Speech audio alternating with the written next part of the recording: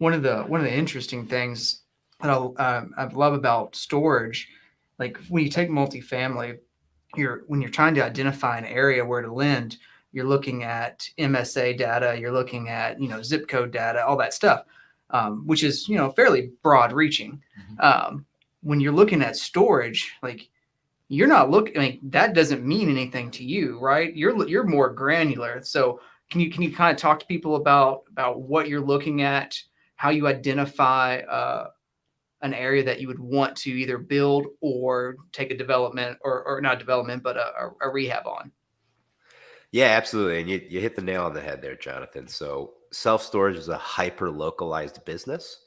And so what I mean by that is the trade areas, or the areas that the majority of our customers come from, are actually very narrow. And it typically depends on how dense the area is as far as population.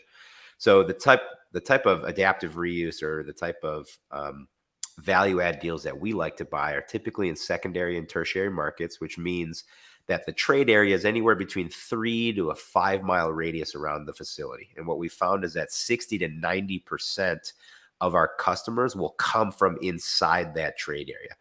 And you say, okay, why is that? Just kind of think of it logically.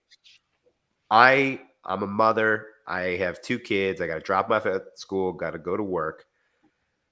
I see it the same facility on my drive between work and home every day, until finally I realize I need storage for some reason. I'm not going to drive 20, 30 minutes in the opposite direction just to go save $5 a month. It's just not worth my time. Sure. So what I'm going to do is I'm typically going to go to the facility that I see on my daily commute, or one that is within 5 to 10 minutes drive time of either my home or my work. So when you realize that, then all you really have to focus in on is that hyper localized market. So you can't say things like self-storage is saturated in the United States, or self-storage is saturated in Chicago.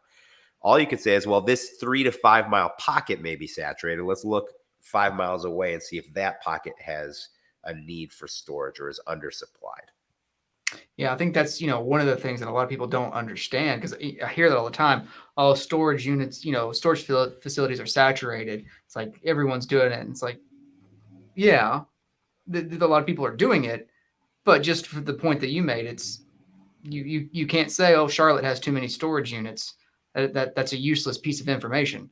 What's useful is, well, what pockets are oversaturated and then which ones aren't, like you just described. So that's a great point for people looking for storage units. Yeah, and to get granular, I know this show's all about the numbers. What we'll measure inside of that trade area are 2 things, and we'll weight them differently. So the first is called the supply index number.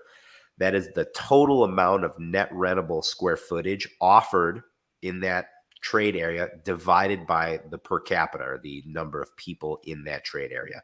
So typically we want to see somewhere below 7 square feet per person in that area. Around 7 is where we start to see that the market is somewhat stabilized. But there is a caveat to that. The second part of this equation is looking at the competitors. If all the competitors are at 90+% occupied, that means that there is a good chance that that market is undersupplied.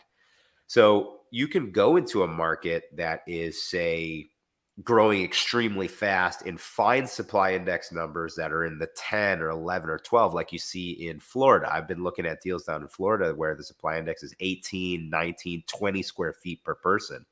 But that's because the markets are growing so fast that they can't even keep up with the amount of population moving into that market. So what we typically do is we'll give a 30 to 40% weighting on the supply index number.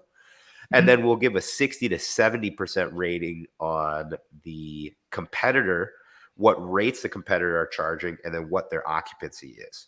And if we can come into that market, fill that hole, charge at competitor pricing or just below, then that's going to be a good deal for us.